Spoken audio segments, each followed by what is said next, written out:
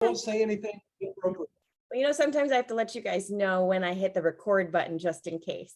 Yeah, and I know how that is. When my friends call me, I'll say, I have people in the car, and maybe that's not the best thing because then they do really open up with some stuff. But anyway, so I just want to kind of do a recap for yesterday. Good morning, everyone who's here. Curtis, I just want to give you props for helping me yesterday. I don't mind doing a presentation on anything. I'm just not one that can put material together that looks pretty or looks great. So I just want to really acknowledge Coach Curtis. Yesterday we did a business planning workshop for the state of Florida for EXP, and it was absolutely amazing. The broker was complimentary on everything. So guys, I just want to applaud the AGI and what they've done for me and help me put all this together. So if you guys have any interest at all in getting a coaching consultation, by all means, they're making a huge impact in helping me become better. Curtis, can you put that link in there for them to do the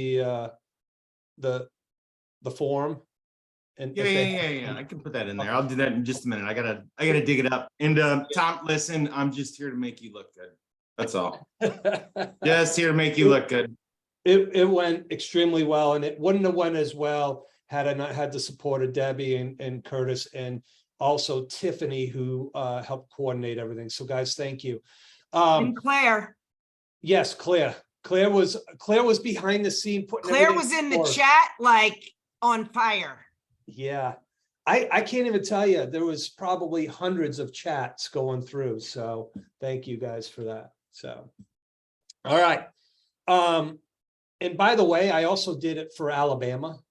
So this isn't just a Florida thing. If you guys get with your state broker and you want us to do it for your state broker, just let us know, and we just have to prepare it through the state broker. Okay. Whatever state you're in. All right, I'm going to turn this over. I had something that I really wanted to share with you guys today on the success plan. But as I was talking to Steve, I even got more excited about what he wants to share with you guys. And it's really digging into your business. So Steve, are you good? Yeah, you throw me to the wolves. I'm good to go. Hey, Curtis. By the way, Steve had no idea what he was doing. He doesn't even know what he's talking about. I just said, here you go, bye. No, we're going to be fine. I need everybody's help. I'm going to need input today. Curtis, look, in some mad scheme, I think Tony made more than one. Yes, sir. Yeah, but. Best fitting. I got to fix this.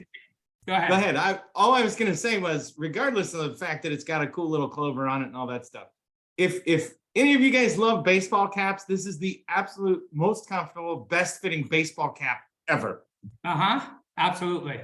That's what the other upside, right? So I got to fix my camera too, Tom, because I feel like I should be here and the camera's No, here. you're good. You're Right. good. It looks, it's good. All right, so we're going to cover real briefly, and then I want to get Andrew Foster's input and a couple of other guys that were with me yesterday. 3 ways to win in this new market. There's actually 17. I'm going to cover 3 today, and maybe we'll hit on some additional in a later training. So 2006, right? Pre-bubble. There was 1.5 million agents in the business. 7.1 million units or sales took place that year, pre-recession. 6 years later, there was 900,000 agents. So there was a 35% decline in 45% decline in agents from 2006 to 2012. There was 900,000 down from 1.5 million. And there was a 4.6 million units that changed hands. That's a 35% decline. Why I'm saying this is we had a 45% drop in agents, but a 35% decline in sales. So yes, it's a different market, but the opportunity is there. And the numbers make sense enough for you to grab your fair share. So I just wanted to start with that. All right, so let's look at first 3 ways to win in this new market. Number one, we're going to say it's self-explanatory, and we've heard all this kind of stuff before, but it really does make the difference. You got to have a bulletproof mindset. And the key is filled with emotional resilience. And I'm going to tell you why.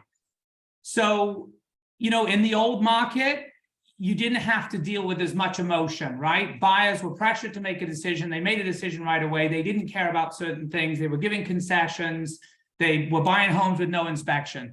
Now there's going to be emotion, a lot more emotion involved that you're going to have to deal with. We're having buyers, you know what I mean? Buyers will say no to you because they don't like the sound of the doorbell, the way the doorbell sounds. So there's going to be more emotion that you're going to have to deal with. So you've got to build that bulletproof mindset and fill it with emotional resilience. I'm going to give you subcategories. 1A, stop watching the damn news and stop going through Facebook threads because it's all negative shit. And it's not going to serve you. I think that instead of us, and you know me, I'm pretty strong, but instead of us waking up and reaching for the phone and looking at effing Facebook, maybe we need to open a book, maybe get into some scripture, spend some time reading a devotional. You know what I mean? I think way too many of us wake up, reach for the phone and start looking at Facebook. And it's a problem, in my personal opinion. So something to think about. Listen to podcasts. There's enough of them out there. A couple of good ones. How I Built This. Jeff has one, Live Unreal. Obviously, Maxwell has one. So start getting into, John Maxwell, start getting into some podcasts, even if you just listen for 10, 15 minutes a day. Stop hanging out with negative people. And you got to invest in yourself. You should be getting to conferences, right? You don't want to be one of those conference junkies that I personally know. I'm not going to mention names that I've run into over the years. You see them at all these conferences and then they don't do shit. Excuse my vernacular. But you need to invest in yourself. This is a skills-based market, okay? You've got to get to at least 4 a year and invest in yourself, 1 a quarter. Not only does it get you amped up and get you re-energized, but you're investing in yourself and it's part of growth. So you need to be getting to at least 4 conferences annually. Don't be attached to the outcome. This is touching back on that emotional resilience. Whether you get the listing appointment, whether you sell the buyer or not, you have to have a belief in your mind that you are the best and the most qualified agent for that client. You have to have that belief. Okay? Read 10 pages a day. Read 10 pages a day. We're nearly done with having a bulletproof mindset. Get healthy and try to stay active. And this was prevalent in pre-recession, but join or create a mindset mastermind group. So a mastermind group around your mindset. If you can't find one, create one. Be the anomaly. All right. Second component of ways to win in a new market. That was number 1. Have a bulletproof mindset filled with emotional resilience. Number 2, Mitch, you can chime in a minute. Give me a moment, bud. Number 2, understand that my sales skills are going to be the number 1 asset. Okay. You have to understand you've got to be sales skilled based. You can be tech, marketing, and service enhanced, but you have to be sales skilled based. You can have the most awesome social media, right? But you go up against someone like me that has sales skills, and I'm sorry, excuse me, you're going to lose. You're going to lose. So it's great to have social media and it's great to work on social media, but you've got to be sales skilled based. Okay? Some ways to become better at your sales skills is by subcategory A, asking great questions. After you ask those great questions, actively listen to the answers and don't think about the next question you're going to ask because you're not actively listening. And then obviously go in 3D. Does everybody know what, I mean, we should by now, right? 3 deep on the questions. Everybody aware of that? Yes, yes, yes. Why don't So you remind me, Steve? Okay, Debbie, where are you moving to? Moving to Fort Lauderdale. Fort Lauderdale, great. And what about that move is important to you guys, Deb? Well, we're on the West Coast and we don't have any waves, and I really want to get back to a beach that has waves. Awesome. And in a perfect world, what would that timeline look like? How soon would you like to be there? Probably by March 1st.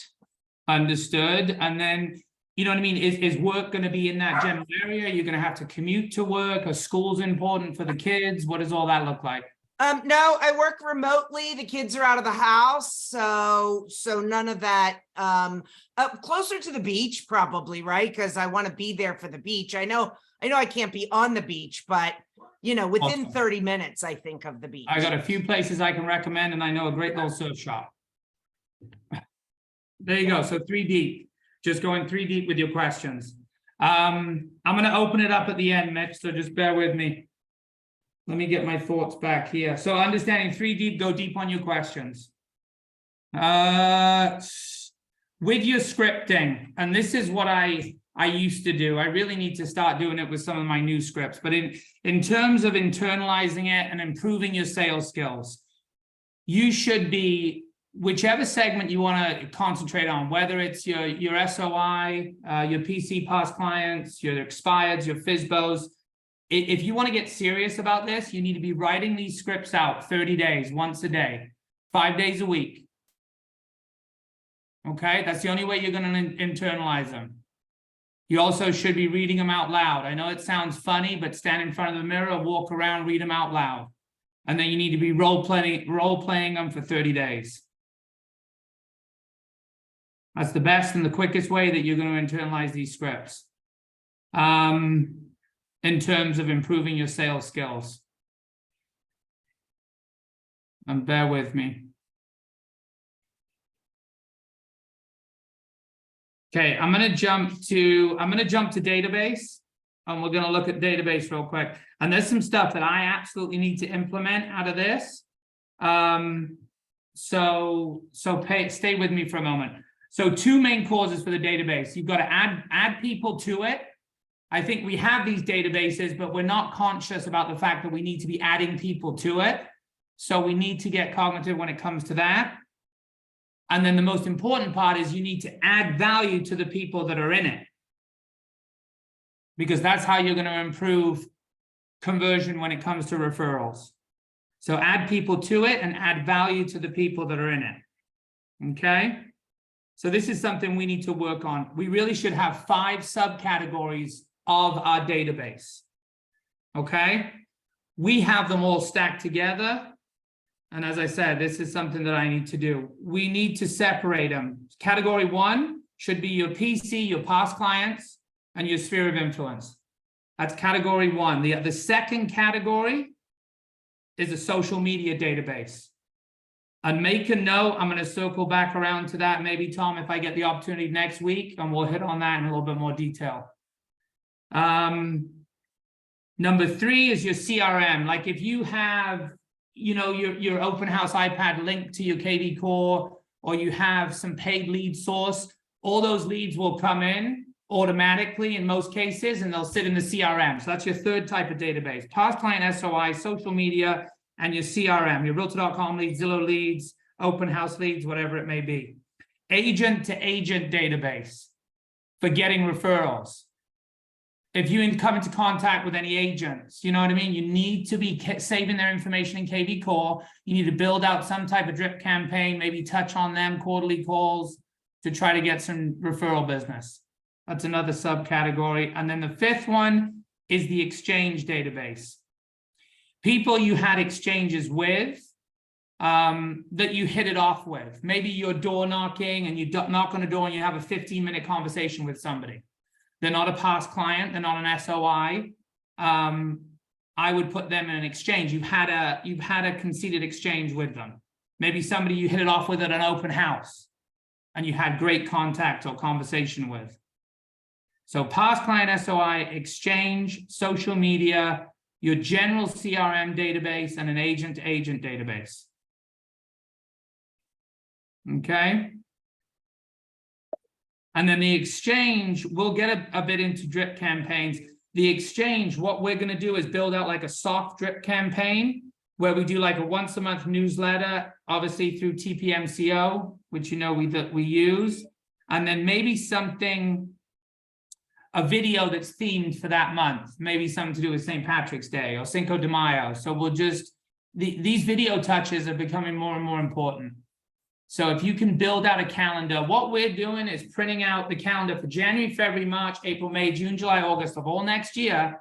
And we're going to input the touches on each month of how we're going to touch on our database and exactly what we're going to do to systematically communicate. Okay. Last thing. So I think part of the challenge is we need to update our value proposition to the database. So we do a variation of this. But there's a couple pieces that I want to implement. So this is annually. This is 4x4 by 2x12. 4x4 by 2x12. So annually, 4 pieces of US mail. This would go out to PO, to the PC and the SOI. Past client, sphere of influence. 4 pieces of US mail. So you could do in January, a letter about a year in review. Okay. You could do in March, an event to like a client event, which we're going to get to here in a minute. In July, another letter, something maybe about so far this year, what's going on with the business. And in these letters, if you break down these letters, right? Part 1, what's going on in the market. That's what you want to detail. Part 2, what's going on in your business that you can tell your past clients or your sphere about, and some way that you gave back to the community. So I would chunk those letters down into 3 parts. You're sending out of the 4 pieces of US mail, 2 of them are letters. Letter, a year in review letter in January, and a letter so far this year in July. The event to the client event in March, bless you, Debbie. And a holiday card with a magnet calendar. Now, the suggestion is to get this out prior to December 1st, because a lot of people are sending out these magnet calendars. And if yours is the last one to arrive, guess what? It's getting junked. So you want to get yours out first before they receive anybody else's. Okay? That's the first part of the 4x4 by 2x12. Second part would be the 4 calls throughout the year, the quarterly calls. 2 of them asking for business and 2 of them not. The 2 asking for business, maybe in January or July. And the two not asking for business. Did you want to say something, Deb? The 2 asking for business, or the 2 not asking for business, maybe in Happy Thanksgiving. Just, Happy Thanksgiving, thanking them for their business and their continued referrals. And then 1 in March. So you've got to get those 4 quarterly calls in. 2 client events. The suggestion, which I thought was clever, is if you could go into the MLS, your local MLS, and find out what the busiest listing month of the year is. You do one of those client events no more than 60 days prior to that busiest listing month. Because that's when people are talking about selling, normally 60 days before they hit the market.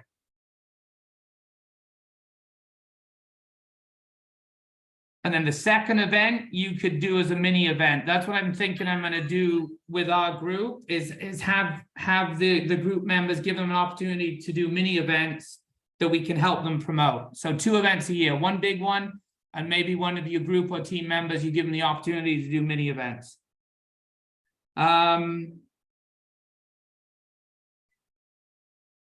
And then the 12. So you've got 4x4 by 2, and then the 12 is going to be very important clients, VIC Facebook group.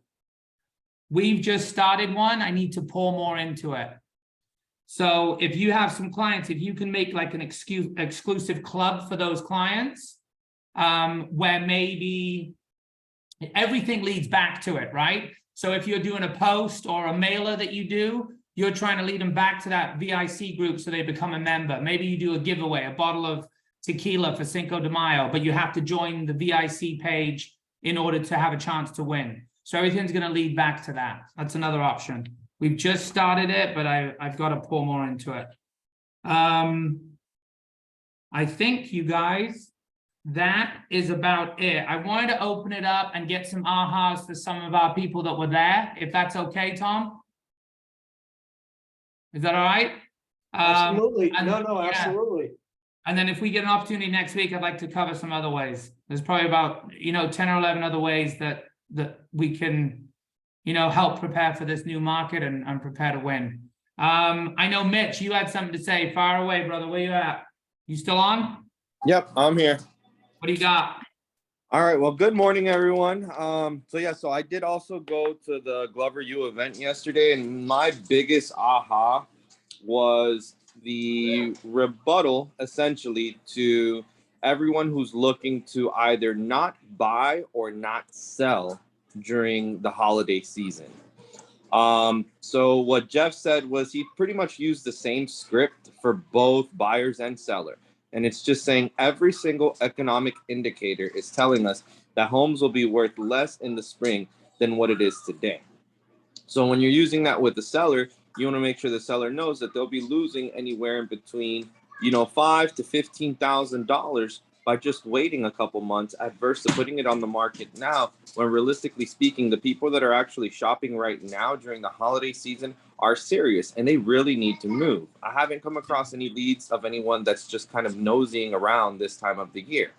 And then how this translates into buyers is buyers that are saying that they want to wait until the holiday season, or because prices are going to go down. All of the economic indicators say that interest rates are going to continue to rise. And if you keep up with the Fed rates, the Fed raised their rates by 0.5 basis points yesterday. Interest rates have been on a slow decline. So we actually came down from a 7% into the 6s right now. And when you do the math, our average price point here in St. Cloud is about $400,000. So a $400,000 house at a 6% interest rate today is approximately $3,061 a month. If you want to wait to the spring, that same house, let's say, is $390,000, but now at a 7% interest rate, you're looking at a payment of about $3,231 a month, which is an extra $170 a month or $2,040 a year. So you as a client have to do the math and see what makes more sense to you. Do you want to pay more in terms of interest, or do you want to save some money? However it is that you want to look at it. My perception is let's do it now. Let's lock in these low interest rates and do what makes sense. Good stuff. I think there are a lot of people on the fence. I think it's a standoff between buyers and sellers, and I think it's just educating people. I mean, it's not trickery. It's just educating them to make the right decision. You know what I mean? Yeah. So, Andrew, I'm picking on you. Takeaways from yesterday. Well, Steve, I had 3 stars, and the 3 star that I wanted to talk about, you talked on those exact same 3. So I'll touch on a couple different ones here.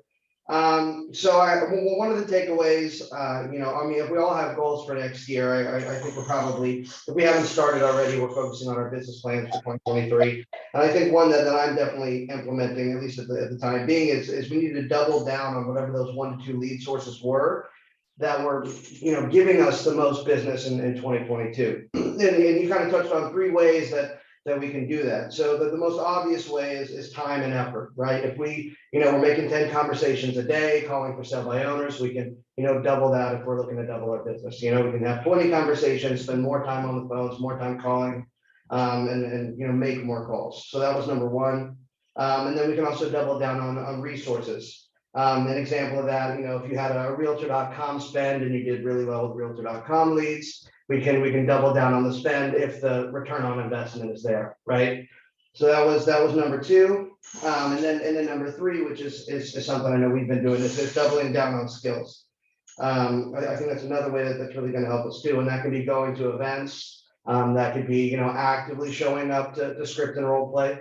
Not just doing it here and there, making sure you're doubling down on that and actually committing yourself to that. I think that's going to be huge for next year as well. And that reverts back to what Steve was saying too, and that I do truly believe as well that, next year is really going to be sales skills based, and we need to make sure that that's, we're utilizing that, because that will be our number 1 asset for for 2023. And then another big one too, was we need to make sure that for next year, if we haven't been doing this already, that we are adding expired listings to, you know, one of our lead sources for 2023. I think that's going to be a huge opportunity, especially considering, you know, for people like me who maybe haven't been in the business that long, you know, I haven't really had the opportunity to, you know, go after expired leads because they just weren't really there the past, you know, year to 2 years, you know what I mean? So I think that's going to be huge. And there are a couple of points that Jeff mentioned yesterday on expired leads. You know, we have to remember, at least, you know, we don't just come down directly and say it, but when we're having these conversations, we need to be reminding ourselves that the reason why that home didn't sell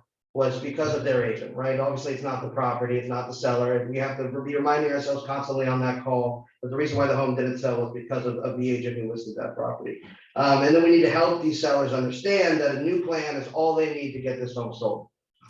That's the only thing they need is we need a new plan and a fresh approach, and we need to just, you know, clearly deliver that message to the sellers. Another thing, and this was a good rebuttal that Jeff used yesterday that I wrote down. He said that, you know, it's a common objection you'll hear when speaking to expireds, you know, oh, all realtors are the same, you know, every realtor does the same thing. I thought that one was a really cool one. And Jeff's response to that was, well, if we all did the same thing, wouldn't we all get the same results or sell the same number of homes? I think that's a great thing too. That's a great rebuttal to, you know, kind of make yourself stand apart a little bit. And then on these expired calls, you know, we need to get back to the motivation, constantly revert back to the motivation. Why are they looking to sell in the first place? Let's see here.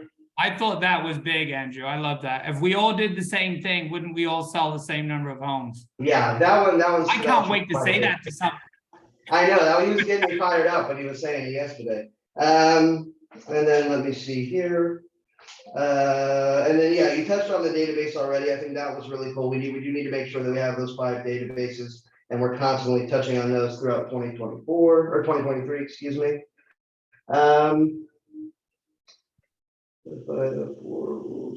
then this one I thought was kind of cool too. It was just an idea. If any of you work online leads or Google pay-per-click, Zillow, Realtor.com, I think the 3x3 by 3 method is pretty cool. So, you know, when an online lead comes in, there's usually four rules that we want to follow when reaching out to these online leads. So it's 3 calls, 3 texts, 3 emails over 3 days. So that's rule number 1. And for every online lead that comes in, we need to make sure we're following that method. And then speed to lead is still really important. Jeff was saying that he doesn't think it's going to be as important as it was previously. You know, because they don't need to see the house as soon as possible. The house isn't going under contract in 2 days. So speed to lead isn't everything. But I think the follow-up game is what's really going to be important when working these online leads, you know, staying top of mind with these people because they may not see. He was saying, you know, everybody's overwhelmed with notifications. You know, we're constantly getting notifications on our phones. So you may call them 3 times, send them 2 texts, and they may not even reply until they get the 3rd call 2 days later. And like, oh, you know, thank you for following up with me. Thank you for you know, staying on top of it. So I think that one's really important too. And then he was saying, what was the other one? And then the CRM is your assistant. You know, it's not your primary tool. So we can't fully rely on the CRM. We need to be actively reaching out. We need to be actively following up. We can't put all the responsibility on the CRM. The CRM is just there to help us. And if we get, you know, off a drip campaign, that's just a bonus, but we need to make sure we're actively following up and reaching out to those leads. Well, basically what he's saying is pick up the damn phone. So average consumer responds to the 5th attempt. Great job, Andrew. Listen, Yes, absolutely. great job. I'll tell you, Andrew's what, 19? I don't even think he's 20. 20 now. I turned 20, so I'm Nearly up 21, there. Tom. Oh, okay. So I Andrew's told him he was 20 years 18 the old, other day guys. and he Do got not- pissed off. Don't. Someone's age is not a factor in their success in real estate. He does the work, he makes the calls, he's done exceptionally well, and he's very, very motivated by succeeding. So great job and way to deliver those notes. Not all realtors are the same, or they would have the same results. I love that. Yeah.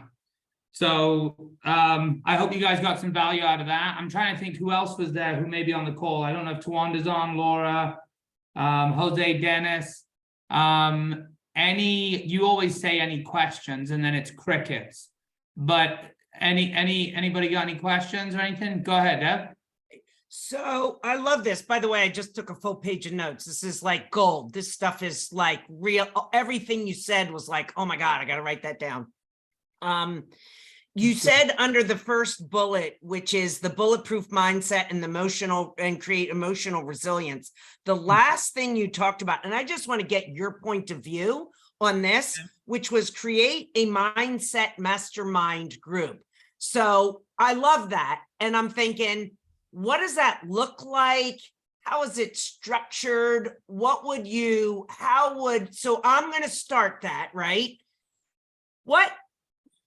Not how do I run it, but like, how do I get the content? Like, what should be the focus of that? Because I think this is, I believe, a mindset mastermind, right? We're always talking about high level thinking. We do some training and we do some coaching, but it really is how we think, right? You go get your training and your skills somewhere else. But on this call, it's really about being together with a like-minded group. So if I was going to start one, and you were going to start one, Steve, weekly, but what would you cover in it? How would you run that mastermind? I have no bloody idea. Let's ask Curtis. No, I'm joking. I think that, you know what I mean? I think weekly, and it's just, I would say mindset around belief in yourself and getting into action. I think half the struggle is getting into action and getting into action, the right activities, and not just talking about doing it, but actually doing it. So the mindset of maybe that fear, apprehension, and the belief in yourself. I don't know, Deb, something around that is what I'd probably hit on. I guess you can only speak so much on that. But I think there's enough content there, and if it gets people ready for action for that day, that's what I would see as my primary goal. Yeah. What just popped into my head while you were talking is Carol Dweck wrote a book called Mindset.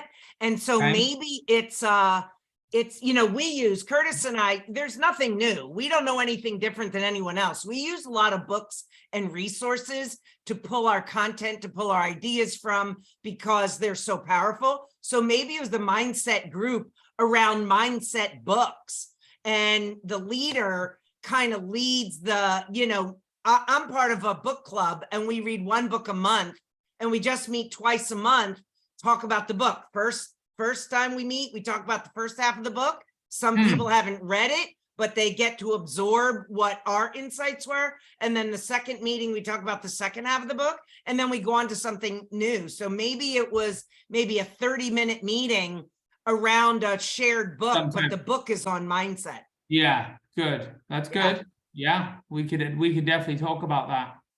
That's some good stuff. Thank you, Deb. Sasha, you had a question? What do you got, or input? I actually have some input on the mindset group.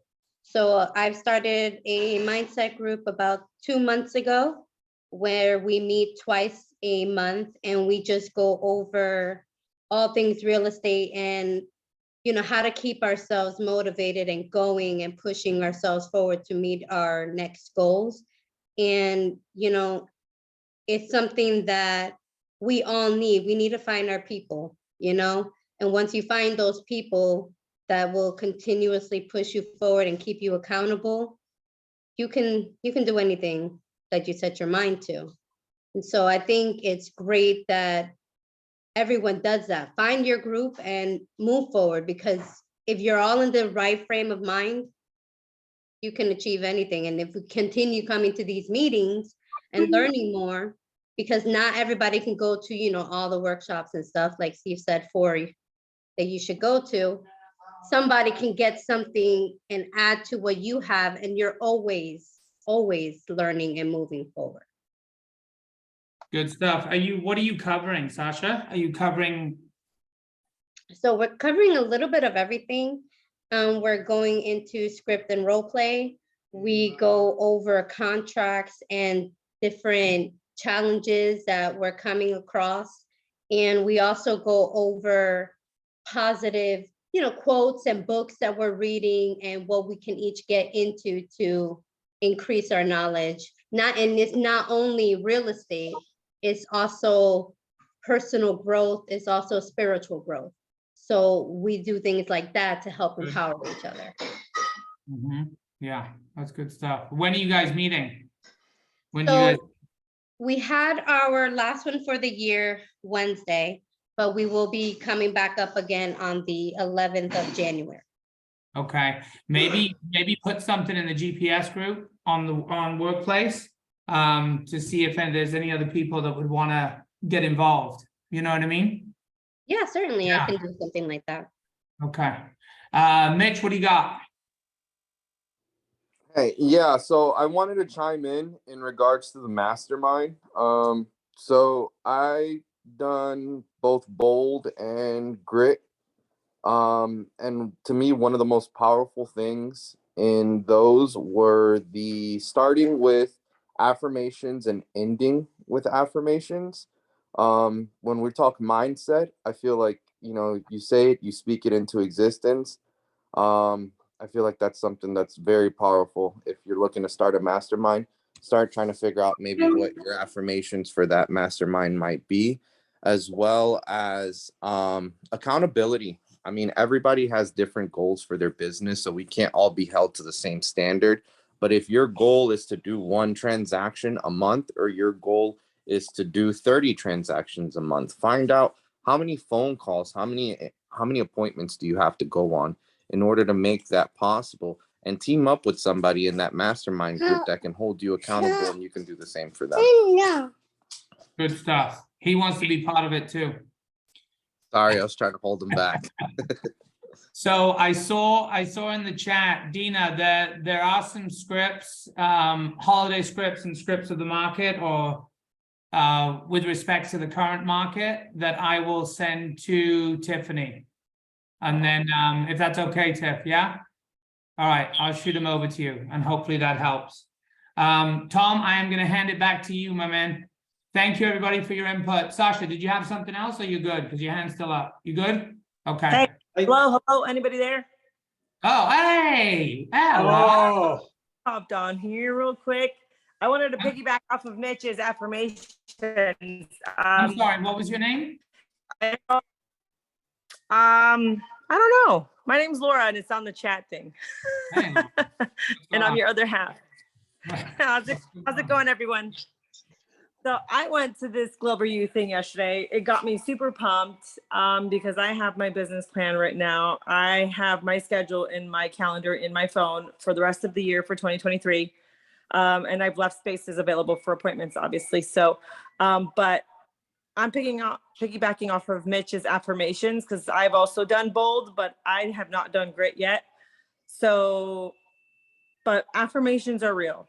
I know when I got into real estate, I used to laugh at people that used to say, hey, put it out there, put it in the universe, just think about it, just be positive and things will happen.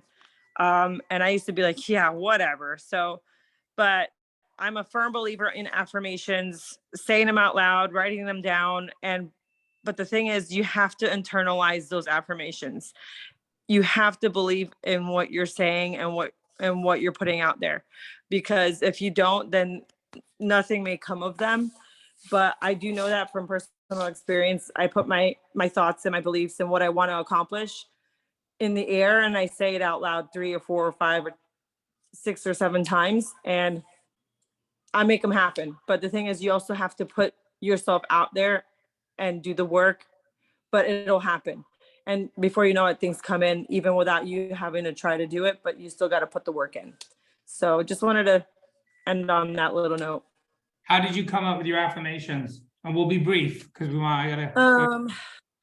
Yeah, I mean, I have like a little book that I have, and I look up affirmations, or if I'm really focused on one thing, like say I want to hit a number for the month, right? So I'll put that out there. Like, I'm gonna make 3 sales in January. I'm gonna make 3 sales in January. I'm gonna do this, and this is how I come up with my affirmations. I kind of put my mind to what goals I'm working towards, and if I'm coming up short, then I need to really super focus on those. Understood. Thank you for your input. Curtis, I'm with you. One other thing I just want to say real quick. These people that rebuttals, oh, the market's going to crash. I'm going to weigh the rates are too high. Prices are too high. All of you need to Google Barry Habib Realtor webinar. You need to watch this shit so that you are able to articulate, and be the local economist of choice and educate these morons as to what is actually happening and not having them influence you. Oh, the market's going to crash. Oh, yes, I understand. Goodbye. No. Hey, Steve, Okay. Barry Habib's he was live last week for our group, and we kept sending it out through Waterstone Mortgage. Okay. We can get the recording possibly up in to Workplace, and I'll see how I can put that up there. It was Yeah. mind blowing. It is. You need to spend an hour. Curtis is shaking his head. When he says something, you got to listen. So the email came out from Waterstone about Barry, the interview, and it was recorded. So. And I'm not calling anybody out. I put it in our group's chat a week ago. I guarantee you nobody's watched it. All right. So you got the same one. Yeah. Okay. So take an hour and watch it. What do we got, Curtis? Did you have a question, a comment? No, I just had a comment. And so just real quick. So Barry Habib, big mortgage guy, right? He's been in the industry forever. So what he does is he just takes what's happening out there in the market and interprets it for you and helps you out so that you can then go have conversations with clients. So I'm glad you guys brought that up. I've known that guy for years and seen his stuff, and it's all free. He'll give it to you. You know, he does it daily or whatever. But anyway, Steve, so no, I was taking a lot of notes, but what I was thinking, I don't know what your notes look like, if they're chicken scratch, but I'd love for you to give them to Tiffany, because I started thinking my aha, and this was just from today, was, you know, it is business planning time. And while Tom's been putting it out there quite a bit as far as doing business planning and stuff, listen, I know people struggle with that. And what I loved was, aside from the mindset part that you talked about, the second part where you started getting into 4x4, 3x12, 8x8, all this other stuff, you just gave me a plan. So if I'm an agent and I'm struggling with my business plan going into the new year, you've just like sort of mapped it out for me. Like I don't even have to think about it anymore, because, you know, Jeff Glover, big successful agent, he's up in Michigan, and he's telling you right now what he does and what works. And so he's just given you at minimum the, you know, the action plan around sphere of influence, past clients, database.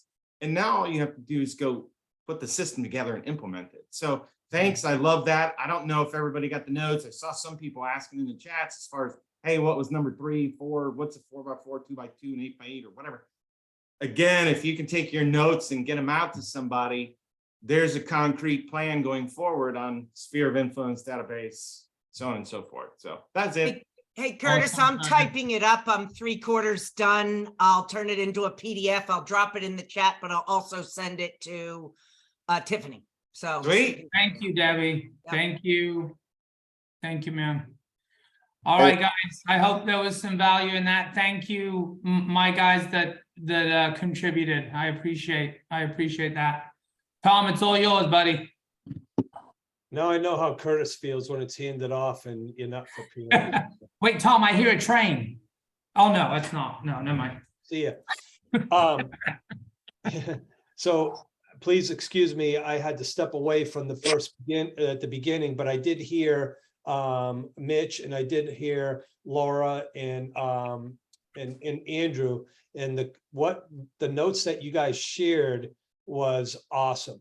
And the thing that really stood out to me that I really would like everyone to understand and hear is, when you're talking to an expired for sale by owner, anybody, you know, all realtors are the same. Well, if we were all the same, we'd have the same result. That was a major aha for me. Instead of going, well, I take photos and I do this and I do that. That's not what separates you from everybody else. You need to have a written marketing plan that separates you from others. And you don't have to compare yourself to others. If everyone was the same, they'd have the same results. Why are some selling one and others are selling multiple, right? So thank you, Andrew, for that. Steve, thank you for getting on the call. I'm just gonna leave this open to you guys. This is your call. Hey, everybody on this call, I swear you can do it. Apply yourselves. Hey. I still struggle from day to day, telling you right now. Who Keep your head changed, up, keep who pushing. changed the name on your office? Why? What is that? I don't know. It says What is- Laura's your boss. What Says the Laura's bloody my hell boss. is that? Laura's the boss. I'm Oh, it getting says off of here now. boss. All right. Hey, have a great weekend, Bye. everybody. See you, Stevie. I Thank don't know. you. So Steve, oh, I he think already it's popped off. George. I Go think it ahead, was you, Claire. Tom. Hey, the one thing that popped into my mind was when Steve was talking about his VICs. And we, as a team, used to have our VIPs in a Facebook group, and each month we either had a cute little get together or a coffee spot, or we did a drawing, or we were talking about our local charities, how we could impact our area, and we kept it real. And there was so much interaction in that VIP group. We didn't call it VIC, we called it VIPRs. So it was impactful in the sense that all of those people that were in that VIP group, the majority of them were business owners. And some of them did business with us, some of them didn't. However, we had a good VIP group where we were interacting, and it caused all of our businesses to grow. So far as our group was concerned, when we created a group like that, that was from our database, which were our top 50 people, we called them influencers. They were our raving fans. And we continued to rave about each other as well as impact our community. It made a huge impact. So that I hope that Andrew and Laura got a portion of that, so that when they're implementing more in their VIC, that they can use some of that.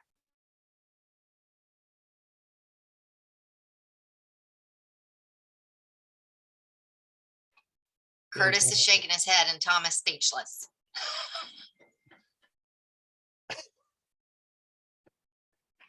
And we are still recording. Holly, go ahead.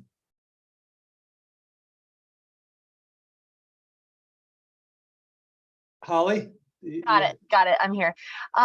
So for the events, okay. So I like meetups. I like bringing people together. Love networking, but I don't like anything that involves like any sort of arts and crafts, any sort of like calling and ordering food and like picking up the food and bringing the food, or like setting up little plates and little things like that. Anything like that just really stresses me out. So like for someone like me that even when you talk about events, it just makes me, I guess, get grossed out. What would someone like me do that's just easy for me to let this be a part of my business plan without stressing me out? I'd like to answer that for you, Holly, if I can. Yeah.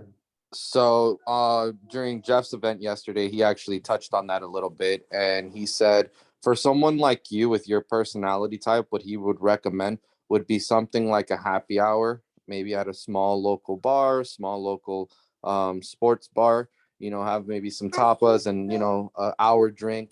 It doesn't have to be with everybody in your database. You can, select a small group, maybe 5 to 10 people, and do it multiple times throughout the year. So you don't actually have to bring anything or do anything. Everything is being done by that venue. And if you do it during happy hour time, it might not even cost you too much. Yeah. So, okay, follow-up question. In Georgia, we don't have happy hour. Really sucks. It's actually illegal here. Worst part about living here. I miss Florida for that. But also, a lot of people don't drink. This is the Bible Belt. So I have some clients that don't drink. So I wonder, like, is that awkward? Because if it were up to me, I would totally happy hour it all day. But like, okay, then should I just worry about, well, anyway, I'm going too far down the rabbit hole. I like the happy hour idea. I do. I guess if you don't drink, that's, they don't have to drink. I'm not going to force them to drink, but they can still hang out. Hey, Yeah, I don't so- drink, and I'll go to a happy hour all day long because they got great discounted appetizers and everything else. So You could do an event in a park, like you Yes. could, You know, you could do a picnic, right? Fried chicken and, right, and tablecloths. And I think I went to a real estate agent's event. She had a dinner on her driveway. She set up tables on her driveway. There were about 20 people there. Her husband was on the grill cooking, and we had it outside on her drive, and she called it like a driveway dinner. Like, I think we make it complex. I think you could turn your pie day into an event. Hey, I'm going to be giving away my pies, and I rented out this room, and we're gonna have face painting for the kids, and we're gonna have, right? I think don't make it too complicated, right? Invite some people, see if they come. Like, don't sweat it. Like, what you do is irrelevant. And you know what? Leverage it off, Holly, to someone else. Whoever a vendor partner is, say, this is yours. You own that. I can Holly and also say that one of the most productive VIP and get-togethers that our team did was the tailgate at Georgia, Florida. And we did it on a Friday night. We did a Low Country Bowl. Everybody, whoever wanted to drink could, whoever didn't want to drink couldn't. And I mean, it was just, we had anywhere from 30 to 50 people that showed up. And typically there was more than 25 conversations, which turned into, throughout the year, 9 to 12 deals a year came out of that one event. So do what you do and just do it purposefully. Okay, so what is the purpose? Are you calling it like a customer appreciation party or like a networking event or just a party? Like, what is the actual? I just invite the people that I love and know and trust, and that know and love and trust me, to whatever I'm doing. And Holly, so kind of to piggyback off of that, it's not necessarily about the drinking, for example, like referencing to the pie day. The pie day wasn't about the pies. People can go and buy that same pie with the amount of gas that they spend to come and spend a little bit of time with you. It's really about the engagement and the fact that you thought about them and invited them that's going to want to make them show up. But even if that's a little bit too much at the beginning, you can always do virtual events. Like Steve had mentioned, do a monthly giveaway, make a Facebook group specifically for your circle of for your sphere of influence, your circle of people, and do a monthly giveaway, an Alexa, a Fire Stick, different little things to get that engagement, and constantly ask different questions. Well, what would you guys like for the giveaway to be next month? And that way you're constantly being engaged. And that's what it bears down to, is that engagement and that communication with your sphere of influence.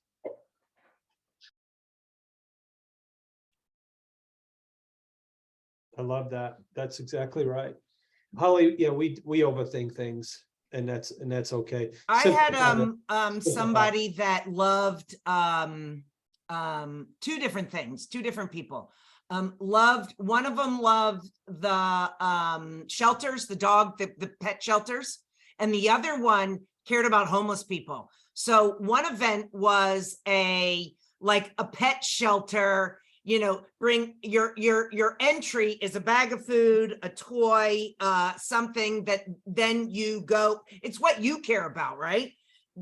To come to this event, and we're going to have whatever, maybe we're going to have grilled cheese sandwiches, but we're going to raise products for the pet shelter. So if you bring a bag of food or a toy or litter, you get to come to this party because we care about pets, and then I'm going to go deliver everything to the pet shelter.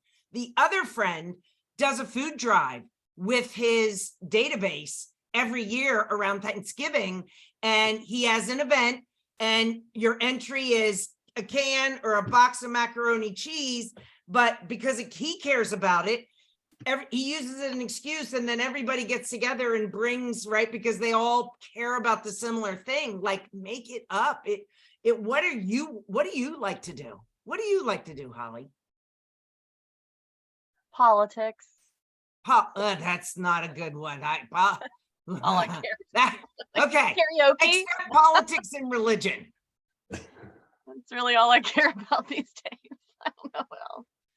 Karaoke. That's the only other thing that comes to mind. Okay, great. Karaoke. So here's what we're going to do. We're going to do karaoke night. I'm going to rent out the back room. They all have the back rooms, and we're going to go to karaoke. I like that. Like, don't listen, make it about what you like, right? Hey, I like karaoke. Some people don't like it, but I'm gonna rent it out this back. I only have room for 20 because that's what the room holds. We're gonna just go and laugh and have a good time and do karaoke. Yeah, That's gold right there. that's a cool idea. I like that a lot, actually. My And chance if to be a star in front of everyone I know, that sounds amazing. well, Holly, and you can also make it a 2-for, like Miss Debbie said, make it to where they have to bring something in for a special cause that you're interested in. So now you can not only have that event, but you can also market and show the rest of your client your community engagement and the good that's coming from these events as well. Because that's Yeah, going to be they one can- of your yearly posts as well. You want to do one of your, your yearly mail outs or whatever it is, however your 4 touches are, one of them, you want it to be about your community engagement and what you're doing to better in the community that they're buying into, Right. So I could make it so that tickets to the karaoke show go towards my favorite candidates. But here's the thing, and I think let's make sure we recognize where the value is. The value is not just the people that come. It's the fact for 6 weeks before, you get to call your database, you get to post on social media, you get to promote the fact that you're doing this and that you have a cause. And then afterwards, you have pictures and you're showing that people in my world get treated specially. We raise money for a good cause. You get so much advertising value. You get to put it in your newsletters. You get to put it in your emails. You get to put it on your social media. You get mileage, not just from the people that come, but the fact that for a quarter, you get to talk about it 6 weeks before and 6 weeks afterwards, and then you post pictures. It's a huge, lateral marketing opportunity that showcases that people in your world get to do fun things and get to raise money for a cause, right? You get a whole quarter's worth of, it's an excuse to call everybody in your database. Remember, Steve said you're going to make 4 calls a year. 2 calls should be asking for business and 2 calls shouldn't.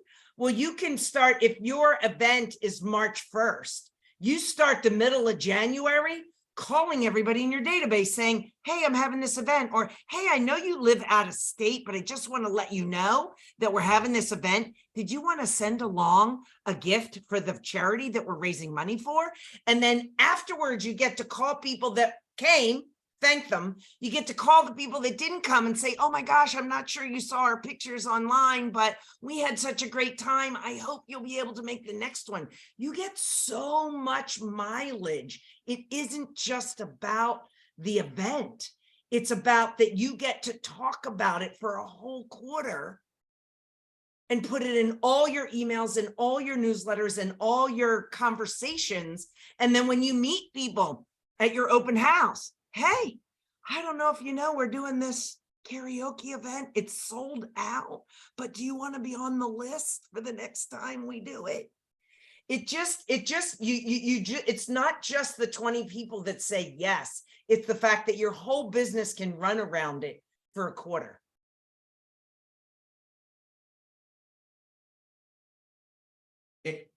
I was just gonna say, Deb, real quick, and if you do it wrapped around a charity or whatever, you can almost do it for the whole year. And I'll tell you why. There's a girl local. There's 2. I'll give you 2 examples. There's a girl locally. She does turkeys, and her deal is that she does this thing. It's called Tanner's Turkeys, and obviously it's around Thanksgiving, but she starts it in the spring, and it's people contributing turkeys or whatever, and then she goes and then gives them to those in need around Thanksgiving time. It's become so big that she gets media out of it. She gets all sorts of things. Like the local real estate association gave her an award. She's been on the news. It's growing and growing and growing. And so that was one example. And then another example is I have an agent that I was coaching in Orlando area. And she's a mega agent, does 35 million or whatever. Solo agent.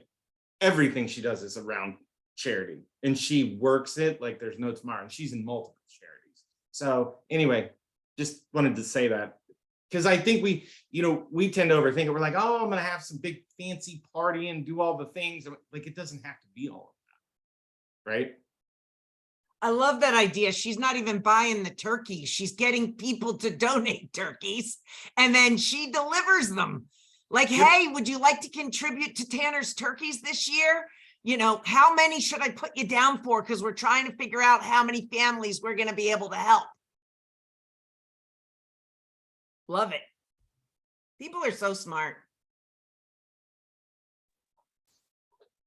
I'm gonna jump in, Curtis, piggyback on what you just said about the Orlando agent. Holly, I know it's very stressful when you start thinking about planning something. Who's gonna show up? Who's not gonna show up? Is the food truck gonna be there on time or this? Whatever you're planning, it's very, very difficult. We try to do this once a year appreciation event that I'm doing tomorrow. I've got 120 people walking in. These are my past clients, new clients, somebody I'm working with.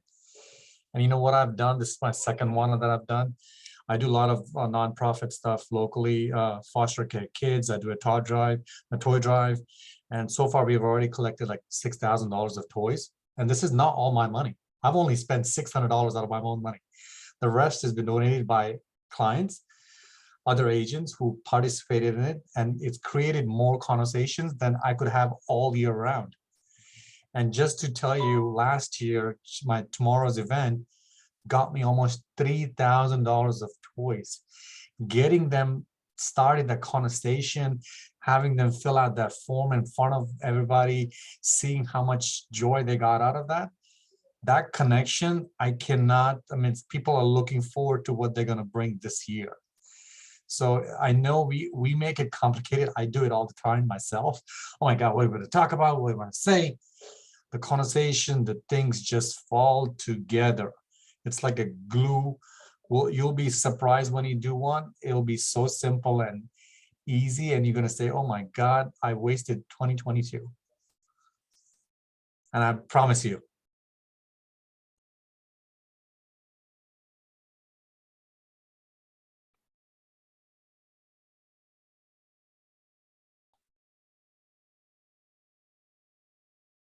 Okay, well, with that quick, quiet, like dead air, I'm gonna stop the live and the recording now.